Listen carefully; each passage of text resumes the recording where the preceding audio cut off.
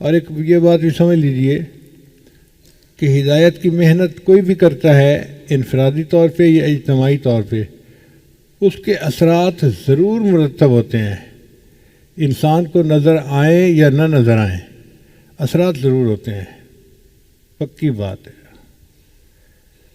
اللہ کے پیارے حبیب صلی اللہ علیہ وسلم مکہ مکرمہ کے لوگوں کو ہدایت کی طرف بلاتے رہے، ان میں سے کچھ نے بات مانی اور بہت ساروں نے نہیں مانی۔ تو نبی علیہ السلام کے دل میں خیال آیا طائف کے لوگ میرے رشتے کے اعتبار سے ماموں ہیں،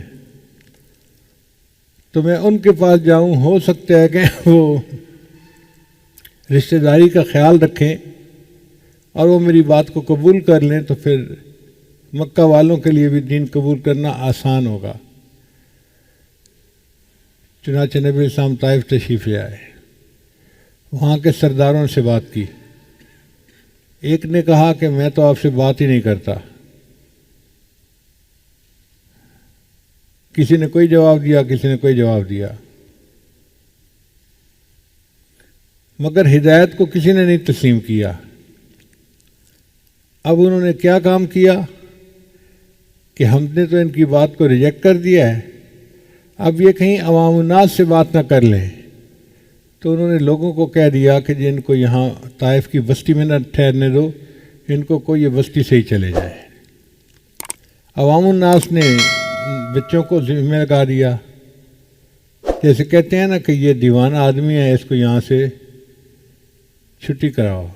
اب وہ بچے پیچھے لگ گئے اور انہوں نے پتھر پھینکے۔ سردی کا زمانہ تھا، نبی علیہ السلام نے موٹے کپڑے پہنے ہوئے تھے، پاؤں میں چمڑے کے موزے تھے۔ حدیث پاک میں آتا ہے کہ چمڑے کے موزے کے اندر خون بھر گیا۔ وہ جو پتھر لگے تو پتھر سے قطرے رستے ہیں نا خون کے، وہ خون کے قطرے رسے تو جو موزے تھے وہ خون سے بھر گئے۔ اب عرب کے دستور کے مطابق آئے ہوئے مہمان کو بٹھاتے ہیں، پانی پوچھتے ہیں، کھانا کھلاتے ہیں، مہمان نوازی کرتے ہیں، پھر اس سے رخصت کرتے ہیں۔ مگر یہاں تو ان لوگوں نے کسی چیز کا خیال نہیں رکھا، تو نبی علیہ السلام کا دل بڑا ٹوٹا، بڑا دل آزاری ہوئی۔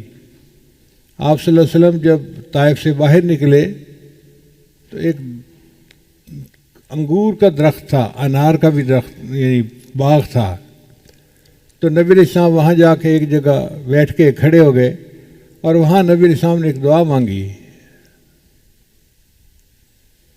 اے اللہ میں آپ سے اپنی کمزوری کی اور قوت کی کمی کی شکایت کرتا ہوں۔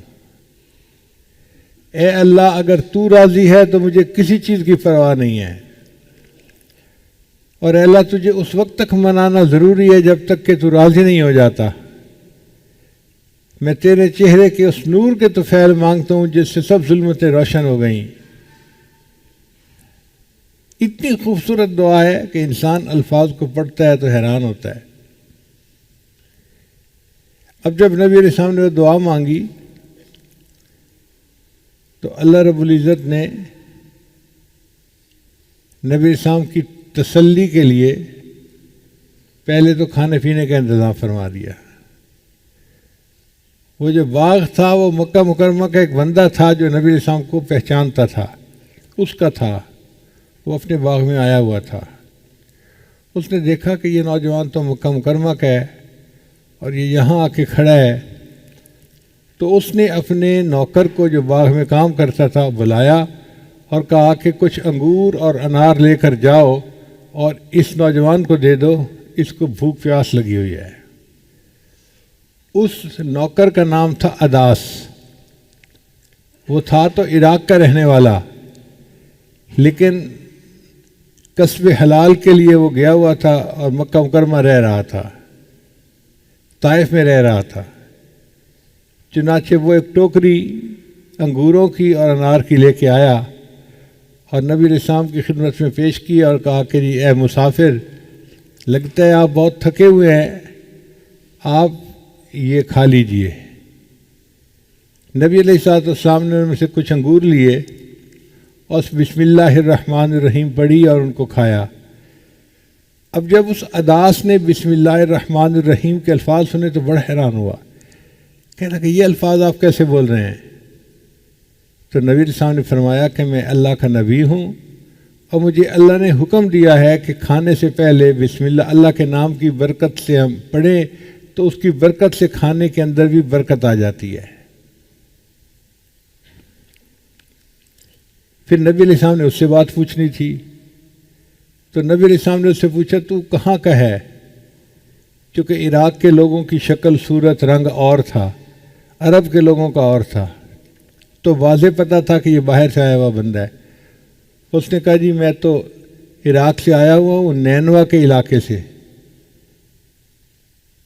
اور یہاں پہ میں مزدوری کرتا ہوں۔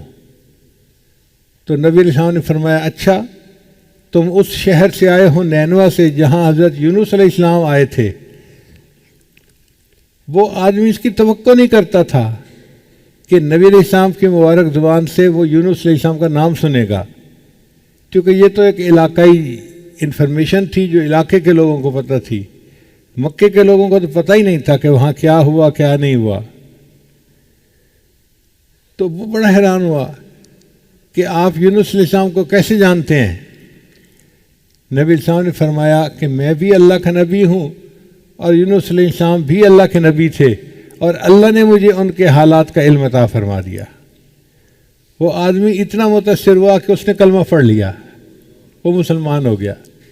آپ دیکھیے ہدایت کی محنت ہوئی طائف کے لوگوں پہ، انہوں نے ایمان قبول نہیں کیا، اللہ نے یہاں اس عراق کے بندے کو جو ایک مزدور کے طور پہ کام کرتا تھا ہدایت سے نواز دیا۔ اس کا مطلب یہ کہ ہدایت کی محنت جب بھی کی جاتی ہے اس کا اثر کہیں نہ کہیں ضرور پڑتا ہے۔ سامنے والا اگر قبول نہیں کرتا تو اللہ کسی اور علاقے کے لیے ہدایت کا فیصلہ فرما دیتے ہیں۔ ہدایت کی محنت رائیگاں نہیں جاتی۔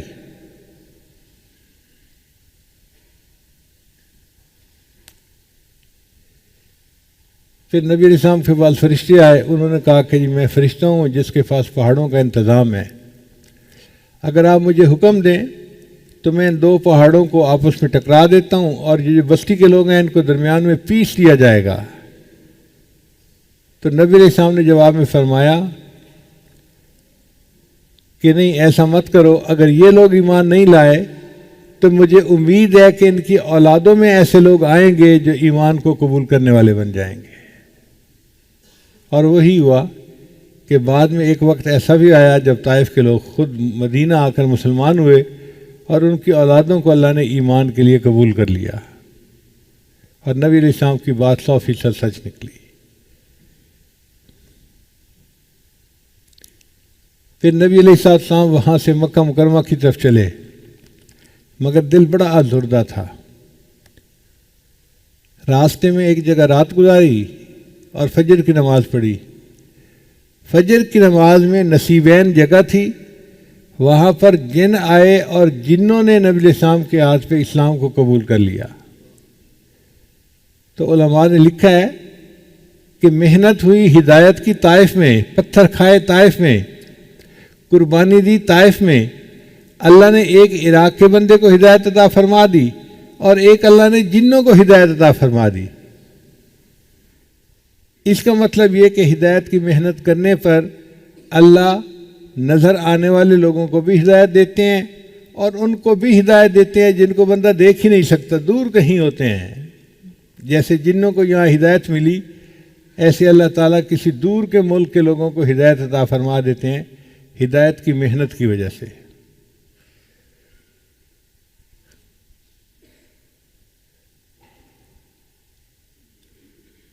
نبی علیہ السلام نے کلمے کی تعلیم بھی دی لوگوں کو، اور اس ہدایت کے لیے نبی علیہ السلام نے ہر ممکن کوشش کی۔ حتیٰ کہ ایک ایسے بھی صحابی ہیں، ان کا نام ہے حضرت رکانہ رضی اللہ تعالیٰ عنہ۔ وہ اپنے علاقے کے بڑے پہلوان تھے، اپنے علاقے کے رستم تھے، یوں سمجھ لیجیے۔ ان کو اپنی قوت بدن کے اوپر بڑا فخر تھا۔ انہوں نے سنا کہ مدینہ میں ایک شخص آئے ہیں جو نبوت کا دعویٰ کرتے ہیں، تو وہ چلے معلومات کرنے کے لیے۔ اللہ کی شان کے مدینہ طیبہ داخل ہونے سے تھوڑا پہلے، جیسے شہر کے باہر کا علاقہ ہوتا ہے نا، وہاں اس کی نبی علیہ السلام سے ملاقات ہو گئی۔ اس نے نبی علیہ السلام سے پوچھا کہ میں نے سنا ہے کہ اس شہر میں کوئی بندہ آیا ہے جو نبوت کا دعویٰ کرتا ہے۔ تو نبی علیہ السلام نے فرمایا ہاں وہ میں ہوں۔ وہ دیکھ کر بڑا حیران ہو گیا۔ پھر اس نے ایک بات کی، اس نے کہا جی میں دیہاتی آدمی ہوں، علم سے میرا کوئی تعلق نہیں ہے، میں کوئی عالم نہیں ہوں، میں تو ہوں پہلوان، آپ میرے ساتھ کشتی کریں، آپ مجھے گرا لیں گے تو میں آپ کی نبوت کو تسلیم کر لوں گا، اور میں اگر آپ کو گرا لوں تو میں آپ کو کیوں اپنے سے بڑا مانوں۔ موٹے بدن کے دماغ میں موٹے ہی ہوتے ہیں۔ آپ دیکھیے اللہ کے حبیب سے اس کے لیے تیار ہو گئے۔ آپ نے فرمایا اچھا تم میرے ساتھ کشتی کر لو۔ کہاں نبوت کا مرتبہ، کہاں وہ علم و عرفان، کہاں وہ اللہ کے حبیب، انبیاء کے سردار، اور کہاں ایک آدمی کی ہدایت کے لیے کشتی کرنے کے لیے تیار۔ چنانچہ جب کشتی ہونے لگی تو نبی علیہ السلام نے اس کو ہاتھ سے پکڑا اور یوں نیچے کر کے گرا دیا۔ وہ کہنے لگا کہ بس لگتا ہے میرا پاؤں پھسل گیا، ورنہ میں کبھی ایسے گرا تو نہیں، دوبارہ پھر کشتی ہونی چاہیے۔ نبی علیہ السلام نے فرمایا بہت اچھا۔ اب جب دوبارہ کشتی کی تو نبی علیہ السلام نے پھر اس کو پکڑا اور پکڑ کے نیچے دکھا دیا۔ اب جب دوسری دفعہ گرا تو کہنے لگا کہ مجھے زندگی میں کبھی کسی پہلوان نے ایسے نہیں گرایا، آپ نے اگر گرایا ہے تو آپ کے پاس صرف جسمانی قوت نہیں، کوئی ایمانی قوت ہے، اس لیے میں تسلیم کرتا ہوں کہ آپ اللہ کے نبی ہیں۔ وہ رکانہ لانو کلمہ پڑھتے ہیں اور صحابی کے درجے میں شامل ہو جاتے ہیں۔ اس کا مطلب یہ کہ ہدایت کی محنت ہر بندے کے لیے ضروری ہے، اور اللہ اس کا نتیجہ ضرور نکالتے ہیں۔ اور ہدایت کے لیے ایک عمل یاد رکھیے، کسی بندے کا عقیدہ ٹھیک نہ ہو، کسی بندے کے عمل ٹھیک نہ ہو، ماں باپ کا نافرمان ہو، یا اور ایسی کوئی اس کے اندر عیب ہو، تو اس کو ایک وظیفہ کروائیں۔ کون سا وظیفہ؟ یا رحمان، یا رحیم، یا ہادی، یہ 3 لفظ یاد رکھیں۔ یا رحمان، یا رحیم، یا ہادی۔ اگر آپ کسی کو کہیں گے نا کہ بھی پڑھو تم نیک بن جاؤ گے، وہ نہیں پڑھے گا۔ آپ حکمت سے کام لیں۔ اگر کوئی بچی ہے، بے نمازی ہے، دنیا کی طرف لگی ہوئی ہے، دین کی طرف آتی نہیں ہے، اس کو کہیں کہ بچہ یہ عمل کرو، ہر نماز پڑھو، اور نماز کے بعد یہ 21 مرتبہ یا رحمان، یا رحیم، یا ہادی۔ اور اگر نماز نہیں بھی پڑھتی تو ویسے ہی دن میں 21 مرتبہ پڑھ لے یا رحمان، یا رحیم، یا ہادی، تو تمہارا رشتہ اچھی جگہ ہو جائے گا۔ اب یہ بات ایسی ہے کہ جس کو سن کے ہر لڑکی متوجہ ہو جاتی ہے، میرا رشتہ اچھی جگہ پہ ہو، میں ہر عمل کرنے کو تیار ہوں۔ تو وہ یہ عمل کرے گی، رشتہ بھی اچھی جگہ ہو جائے گا، اور اس کو ہدایت بھی مل جائے گی، وہ نیکی کی طرف بھی آ جائے گی۔ کوئی بندہ ہے تو اس کو کہے بھی آپ کرو، آپ کا کاروبار اچھا ہو جائے گا۔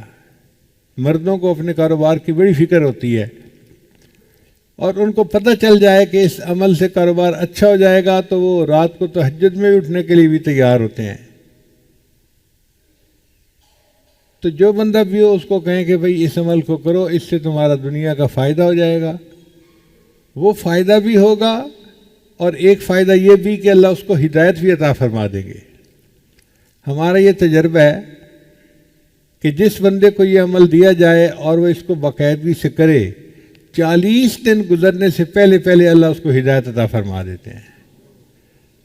ہم نے کفر پہ جمے لوگوں کو اسلام قبول کرتے ہوئے آنکھوں سے دیکھا ہے۔ تو یہ ایک بڑا عظیم عمل ہے، یا رحمان، یا رحیم، یا ہادی۔ اور اپنے لیے بھی پڑھا کریں اس کو، کبھی کبھی 2-3 دفعہ پڑھ کے اللہ سے دعا مانگیں کہ اللہ ہمیں آپ نے ہدایت دی، اب ہدایت کے اوپر ہمیں جما دیجیے، ہم ساری زندگی ہدایت کے اوپر جمے رہیں۔ ہم اس بات کے محتاج ہیں کہ ساری زندگی ہدایت کے اوپر جمے رہیں، موت تک اللہ ہمیں ہدایت عطا فرماتے رہے۔ جو بندہ مرتے دم تک ہدایت پر رہے گا، جب اس کی روح نکلے گی تو وہ اللہ کا مقرب بندہ ہوگا۔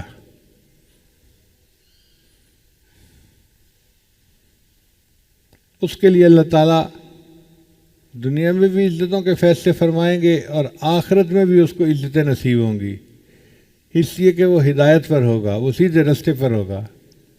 اور یہ اتنی اہم نعمت ہے کہ اس کے لیے دن میں کئی دفعہ دعا مانگی۔ آپ دیکھیے نماز کی ہر رکعت میں ہم دعا مانگتے ہیں، اہدنا الصراط المستقیم، اللہ ہمیں سیدھے راستے کی رہنمائی فرما دیجیے۔ یہ سیدھے راستے کی رہنمائی کیا ہے؟ دین کے اوپر ہمیں جما دیجیے، شریعت و سنت کے اوپر استقامت والی زندگی عطا فرما دیجیے۔ یہ سیدھا راستہ ہے، اس کے اوپر ہم جمے رہیں اور اس کے اوپر ہی ہم زندگی گزارنے والے بن جائیں اور اپنے رب کو راضی کرنے والے بن جائیں۔ جو ہدایت کی محنت کرے گا، اللہ تعالیٰ اس کے بدلے اس کی آنے والی اولادوں کو ہدایت عطا فرمائیں گے۔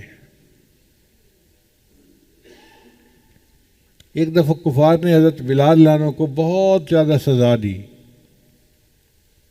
بہت زیادہ سزا دی۔ تو نبی علیہ السلام نے جب دیکھا حضرت بلال عنہ کو اس مشقت میں، اس تکلیف میں، تو نبی علیہ السلام کا دل بہت ٹوٹا۔ آپ صلی اللہ علیہ وسلم نے آسمان کی طرف دیکھا کہ یا اللہ، آپ کا ایک بندہ دین کی خاطر اتنی مشقتیں برداشت کر رہا ہے۔ تو اللہ رب العزت نے نبی علیہ السلام کو ایک نقشہ دکھایا، میرے محبوب پریشان نہ ہوئیے، میں نے بلال کی اس مار کی وجہ سے فلاں فلاں جگہ کے لوگوں کی ہدایت کے فیصلے فرما دیے۔ بلال عنہ مار کھا رہے ہیں مکہ مکرمہ میں، اور پتہ نہیں پاکستان، ہندوستان، کس ملک کے لوگوں کے لیے اللہ نے ہدایت کے فیصلے فرما دیے تھے۔ تو ہدایت کی محنت کے اثرات ضرور ہوتے ہیں۔ ہمارا کام ہے محنت کرنا۔ کبھی اللہ دکھا بھی دیتے ہیں، جیسے عداس کو دکھا دیا آنکھوں سے کہ وہ کلمہ پڑھ کے اسلام کو قبول کر رہا ہے، اور کبھی نہیں بھی دکھاتے، جیسے نبی علیہ السلام کے ہاتھوں پہ جنوں نے اسلام کو قبول کیا۔ اب عام آدمی تو جنوں کو نہیں دیکھ سکتا، لیکن اللہ نے ان کو بھی ہدایت عطا فرما دی۔ اور خاص طور پر اس دجالی فتنے کے دور میں اپنے ایمان کے لیے فکر مند رہنا اور اس کے لیے دعا کرتے رہنا، یہ انتہائی ضروری ہے۔ اور جس بندے کا ایمان سلامت رہا، اس نے سب نعمتوں کو پا لیا، وہ سعید بن گیا۔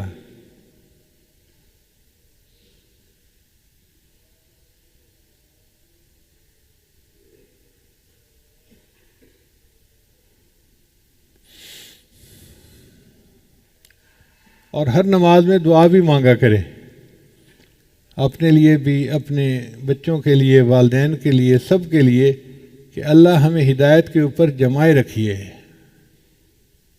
یہ آپ کا ہم پر احسان ہے کہ آپ نے ہمیں ہدایت عطا فرما دی، اس میں ہمارا کوئی کمال نہیں ہے۔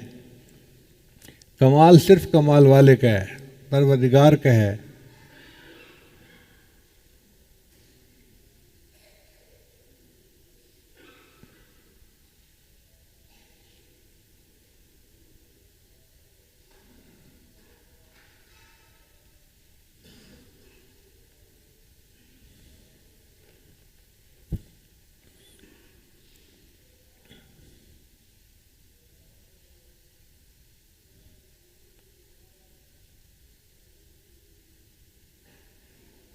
ایک صحابی رضی اللہ تعالیٰ عنہ کفار کے ساتھ لڑ رہے تھے، وہ گرفتار ہو گئے،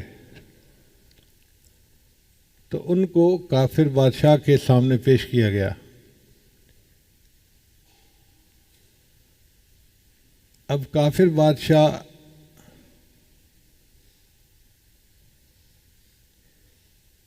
ان سے بڑا متاثر تھا۔ کتابوں میں لکھا ہے کہ کافر بادشاہ نے ان کو تنہائی میں بلایا اور کہا کہ اگر تمہارے خلیفہ عمر ابن خطاب اپنی بیٹی کا نکاح میرے ساتھ کر دیں تو میں مسلمان ہونے کو تیار ہوں۔ تو اس صحابی نے جواب دیا بھائی میں تو فیصلہ نہیں کر سکتا، یہ تو مولانا سے میں پوچھ کے ہی بتا سکتا ہوں۔ خیر اس کے بعد ان کو چھوڑ دیا گیا۔ وہ مدینہ طیبہ واپس آئے اور انہوں نے آ کے حضرت مولانا کو بتایا کہ حضرت اس بادشاہ نے میرے سامنے کہا تھا اگر تمہارا خلیفہ اپنی بیٹی سے میری شادی کر دے تو میں کلمہ پڑھنے کو تیار ہوں۔ تو مولانا نے فرمایا کہ تم نے ہاں کیوں نہ کر دی؟ اے اللہ کہ امیر المومنین میں تو نہیں ہاں کر سکتا تھا، یہ تو آپ سے پوچھنا تھا، آپ نے بیٹی سے پوچھنا تھا، اگر رضامند ہوتی پھر نکاح ہونا تھا۔ تو عمر اللہ نے جواب دیا کہ عمر کی بیٹی کی شان اور بڑھ جاتی اگر اس کی وجہ سے کوئی بندہ ہدایت کو قبول کر لیتا، اس کی شان اور بڑھ جاتی اگر اس کی وجہ سے کوئی بندہ کلمے کو قبول کر لیتا۔ اس کا مطلب یہ کہ کلمے کو پڑھ لینا کسی بندے کا بہت بڑا عمل ہے۔ ہر ممکن کوشش کرنی چاہیے کہ لوگ کلمہ پڑھیں اور مسلمان بن جائیں۔ علماء نے لکھا ہے کہ یہ ہدایت اتنی اہم چیز ہے کہ اگر کوئی بندہ کافر ہے اور وہ کسی بندے کے پاس آ کے کہتا ہے کہ مجھے کلمہ پڑھاؤ میں مسلمان ہوتا ہوں، اور آگے سے یہ بندہ یوں کہہ دیتا ہے کہ ذرا سوچ لو اچھی طرح، تو جس نے آگے سے کہا نا سوچ لو اچھی طرح فقط کفر، یہ بندہ خود کافر ہو گیا۔ بھئی ہدایت کے لیے سوچنے کا کیا مسئلہ ہے؟ اگر وہ کہتا ہے کہ کلمہ پڑھاؤ تو بس اس کو کلمہ پڑھاؤ تاکہ وہ دین میں داخل ہو جائے۔ تو اس ہدایت کو معمولی نہ سمجھیں، یہ مسئلہ بڑا نازک ہے، اور اللہ سے دعا مانگیں کہ اے اللہ آپ ہی کی توفیق سے ہم نے کلمہ پڑھا اور آج ہم مسلمان ہیں، اب ہمیں پوری زندگی اس کلمے کے اوپر جمائے رکھیے گا، ہماری آنے والی نسلوں کو دین کے لیے قبول کر لیجئے گا۔ فکر مند ہونا پڑتا ہے، بے فکری سے انسان محروم ہو جاتا ہے نعمتوں سے۔ تو ہدایت کے لیے ہم فکر مند ہوں کہ یا اللہ آپ کی یہ نعمت ہے ہمارے پاس موجود ہے، اب ہمیں موت تک اس نعمت کی حفاظت کی توفیق عطا فرما دینا۔ اور شیطان ہر وقت اس کوشش میں لگا ہوتا ہے کس طرح بندے کو دین سے ہٹائے، دین سے ہٹائے، دین سے ہٹائے۔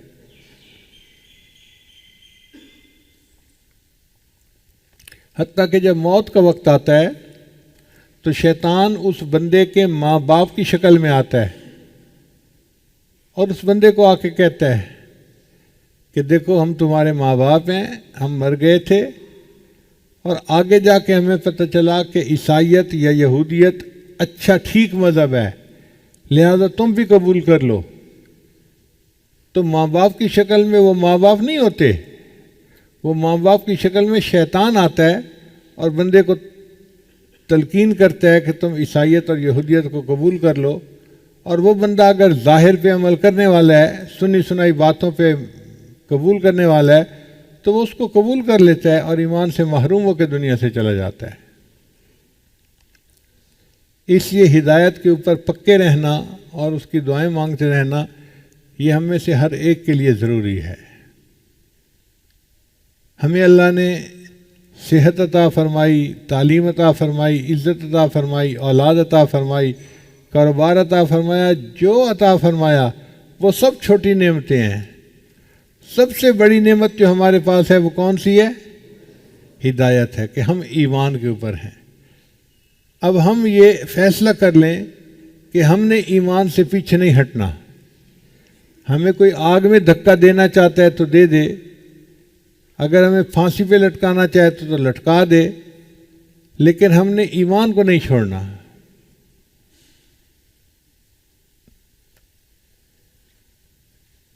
ہمیں تو اس ہدایت کے لیے کوئی محنت ہی نہ کرنی پڑی، اس لیے ہمیں اس کی قدر نہیں ہے۔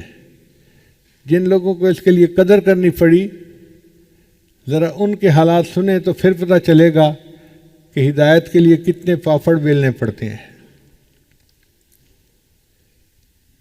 ایک مرتبہ سمرقند میں نے ایک مسجد میں جمعہ پڑھایا،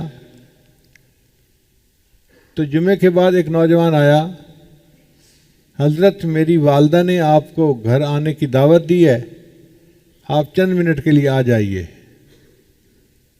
میں نے کہا بھائی لوگوں کو دیکھو یہاں کتنا رش لگا ہوا ہے، میں ان کو ٹائم دوں یا آپ کے گھر آؤں آپ کی والدہ کے لیے؟ تو مفتی اعظم سمرقند وہاں کے خطیب تھے، وہ مجھے کہنے لگے حضرت ان کو ضرور ٹائم دیں، ان کو نہ کریں، اور تفصیل میں آپ کو بعد میں بتاتا ہوں۔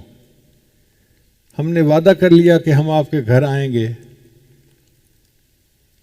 جب وہ گھر جانے لگے تو مفتی صاحب گاڑی میں بیٹھے تھے، وہ مجھے حالات سنانے لگے کہ حضرت جب کمیونزم آیا، اس لڑکی کی عمر اس وقت 25 سال تھی، اور اس لڑکی کے دل میں ایمان جمع ہوا تھا۔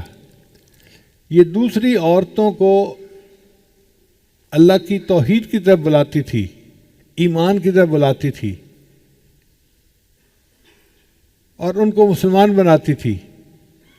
ہم اس کو سمجھاتے تھے تو نوجوان ہے، لڑکی ہے، یہ پولیس والے سارے دہریے ہیں، اگر کسی کو پتہ چل گیا کہ تم یہ محنت کر رہی ہو تو تمہاری جان کا بھی خطرہ، تمہاری عزت آبرو کا بھی خطرہ، یہ تمہیں بے حرمتی کریں گے تمہاری۔ مگر وہ بچی ڈرتی نہیں تھی، وہ کہتی تھی نہیں، اللہ پہ مجھے ایمان ہے اور اللہ میرا محافظ ہے۔ وہ کالج یونیورسٹی کی لڑکیوں کو مزید اللہ کی طرف متوجہ کرتی اور دین کی بات کرتی رہتی، حتیٰ کہ اس نے سینکڑوں عورتوں کو دہریت سے توبہ کروا کے اسلام میں داخل کیا، سینکڑوں عورتوں کو۔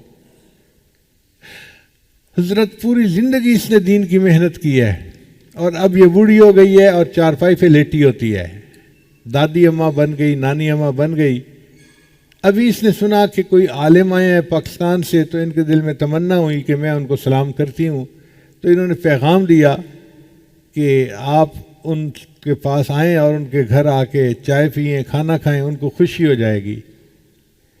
میرے دل میں بڑی خوشی ہوئی یہ بات سن کے کہ یہ وہ خاتون ہے کہ جو جوانی کے اندر دین کی محنت کرنے والی اور عورتوں کو ایمان کی دولت سے فیضیاب کرنے والی عورت ہے، اور ہزاروں عورتوں کو اس نے کلمہ پڑھایا۔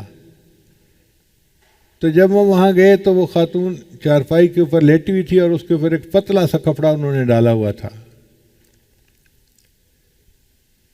تو مفتی صاحب نے بھی سلام کیا، میں نے بھی ان کو سلام کیا۔ جب سلام کیا تو انہوں نے خوش آمدید کہا اپنی زبان میں جیسے کہتے ہیں۔ تو میں نے ان سے گزارش کی کہ آپ بڑی ہیں، ہمارے لیے والدہ کے درجے میں ہیں، تو میں آپ سے یہ گزارش کرتا ہوں کہ آپ دعا کر دیجئے میرے لیے۔ تو جب میں نے ان سے یہ بات کی نا کہ آپ دعا کر دیجئے میرے لیے، انہوں نے اس کپڑے کے اندر ہی دعا کے لیے ہاتھ اٹھائے اور پہلی دعا یہ مانگی، خدایا ایمان سلامت رکھنا، خدایا ایمان سلامت رکھنا۔ آنکھوں سے آنسو نکل آئے، یا اللہ جنہوں نے اتنی محنت اور مشقت سے ایمان کو حاصل کیا، ان کے دل میں ایمان کی قدر ہے نا، کہ پہلی دعا یہ مانگتی ہے، خدایا ایمان سلامت رکھنا۔